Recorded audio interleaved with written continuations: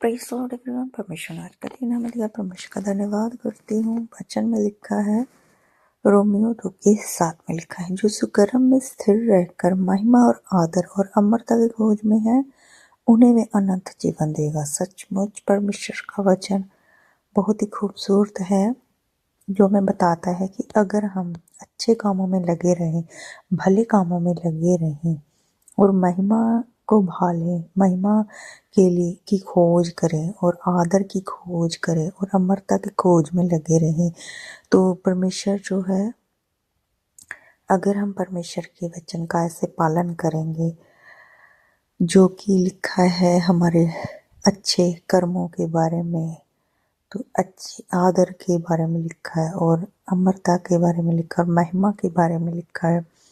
अगर हम परमेश्वर में रहकर इन चीज़ों की खोज करते हुए परमेश्वर के पीछे चलते हैं, तो परमेश्वर हमें अनंत जीवन के योग्य बनाएगा। परमेश्वर हमें अपने साथ स्वर्ग के भागी बनाएगा, स्वर्ग राज्य के अधिकारी बनाएगा। तो उसके लिए हमें परमेश्वर के वचन को अच्छे से मन में रख के उसका मनन करना है, उसको मानना है। अगर हम परमेश्वर के वचन को अच्छे से पढ़ेंगे तो एक एक वर्ड जो है हमें बहुत सारी भेद हम पे प्रकट करता है।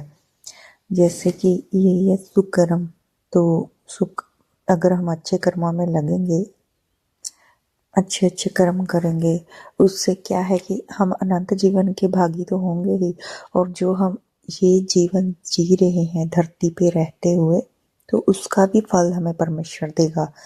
तो हमारी संतान को भी उसका फल परमेश्वर देता है। तो अगर हम अच्छे अच्छे काम करेंगे और परमेश्वर की महिमा की खोज करेंगे और उसके आदर की खोज करेंगे और अमरता की खोज करेंगे, तो ये सारी चीज़ें हमें भलाई की तरफ लेके जाती हैं, अच्छे कामों की तरफ लेके जाती हैं, अच्छाई की तरफ लेके जाती हैं, जिससे कि बुराई हमारे जीवन से दूर होती है। और ऐसा जीवन परमेश्वर को पसंद आता है, जो हमेशा परमेश्वर की खोज में लगा रहे, जिसमें अच्छाइयाँ पाई जाएं। ऐसा जीवन परमेश्वर को पसंद आता है और परमेश्वर ऐसे लोगों को चुनता भी है। परमेश्वर का धन्यवाद करते हैं कि वह खूबसूरत सा वचन दिया। तो हम दूध लेने के लिए जा रहे थे।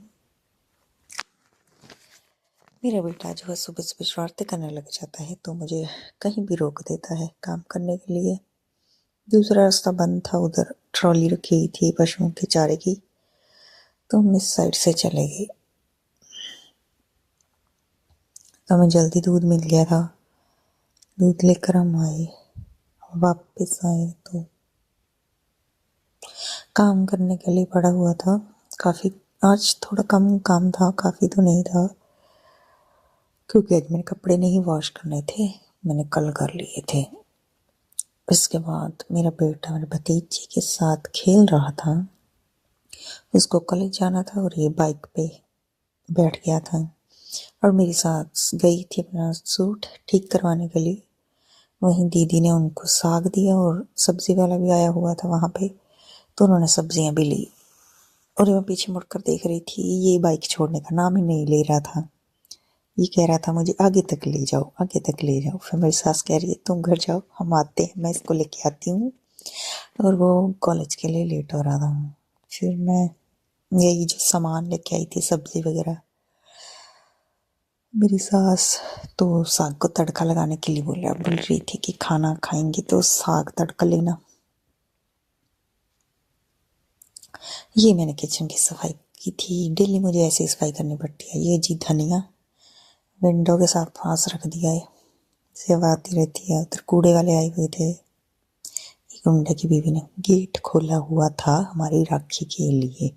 ये बेवकूफ़ औरत है। मैं माफ़ी मांगती प्रभु से कि मैं ऐसे वर्ड बोल रही हूँ। तो मुझे तो यही रहता, अगर ये दादी पोता गली में है तो मैं ध्यान ही रखती हूँ, कैमरा ऑन करके बस इनके पीछे लो।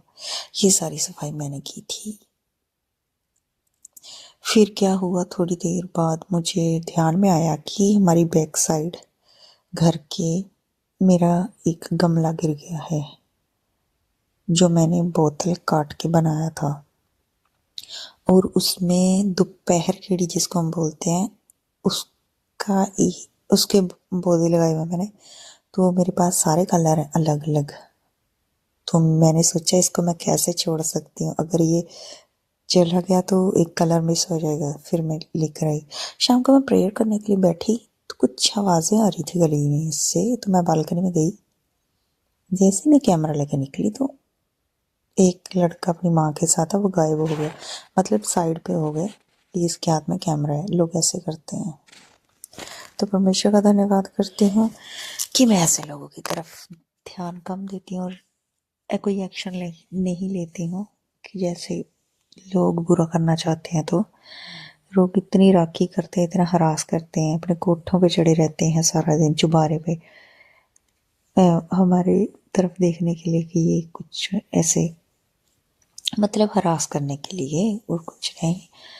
तो मैं परमेश्वर का धन्यवाद करती हूँ कि हमें उनकी तरफ ध्यान नहीं देना है। ऐसी बुद्धि हमें परमेश्वर ने दी।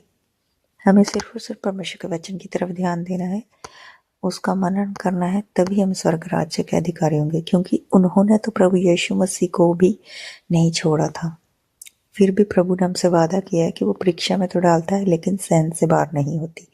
तो मैं धन्यवाद करती हूँ परमेश्वर का कि परमेश्वरों से हम इस परीक्षा के भी लायक समझा है। सबको जय मसीह।